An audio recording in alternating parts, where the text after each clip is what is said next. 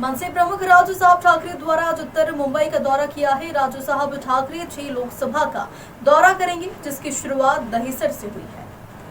दहिसर पूर्व पर्वत नगर स्थित मनसे दहिसर विधानसभा कार्यालय पर कार्यकर्ताओं से आढाव बैठक की गई है। इस आढाव बैठक में मनसे के पदाधिकारियों डायरेक्ट वार्ता किए हैं।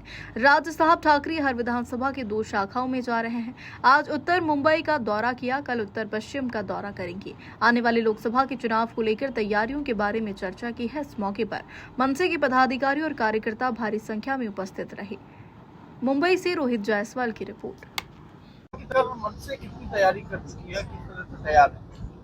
आप देखते होंगे कि साहब अभी जो दौरा कर रहे हैं, आज को उत्तर मुंबई, कल लोकसभा कर रहे हैं, हर विधानसभा में जा रहे हैं, हर एक विधानसभा में 2-2 शाखा में जा रहे हैं। और यहाँ से अभी साहब बोरीवली गए, बोरीवली से फिर वापिस नागटने आएंगे, नागटने से कांदिवली, मालाड, इस तरह से तो लोकसभा वाइज उनका जो दौरा है, मैं आपको बताया आढावा बैठक करके उनकी है।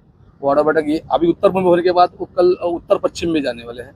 ये से 6 लोकसभा क्षेत्र में उनका आढावा बैठक लेने का मानस है, और उस तरह से आज उन्होंने दहिसर विधानसभा से शुरू कर दिया है।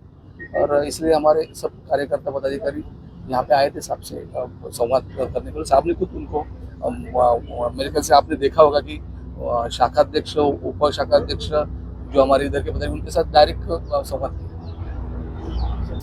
आज सन्माननीय राजसाहेब ठाकरे दहिसर विधानसभेमध्ये दहिसर विधानसभेतील सर्व पदाधिकाऱ्यांची आढावा बैठक घेण्यासाठी आले होते। आपण पाहत असाल तर सन्माननीय राजसाहेबांचा उद्देशच तो होता की इथल्या जे शाखाध्यक्ष महिला पुरुष असतील, उपशाखाध्यक्ष महिला पुरुष असतील आणि दहिसर विधानसभेतले सगळे वरिष्ठ पदाधिकारी असतील, यांच्याशी त्यांनी थेट संवाद साधला आणि त्या संवादाच्या माध्यमातून त्यांनी इथला आढावा घेतला। आणि या आढाव्याच्या वेळेला आपण पाहत असाल की त्यांचं स्वागत करण्यासाठी इथला स्थानिक जनसागर लोटला होता।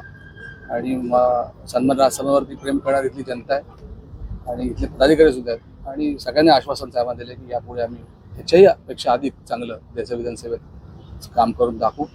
आणि अशा पद्धतीने त्यांनी सगळ्यांशी आढावा घेतला।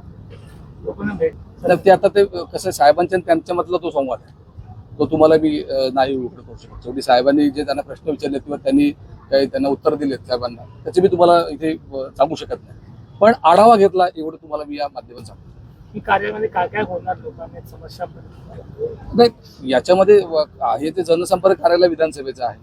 आणि आता इथून साहेब या दहिसर विधानसभेच्या प्रत्येक वॉर्ड क्रमांक 1 असेल, 2 असेल, 6 असेल, 7 असेल, 8 असेल, 10 असेल, यातल्या प्रत्येक पदाधिकाऱ्यांची साहेब थेट संवाद साधला।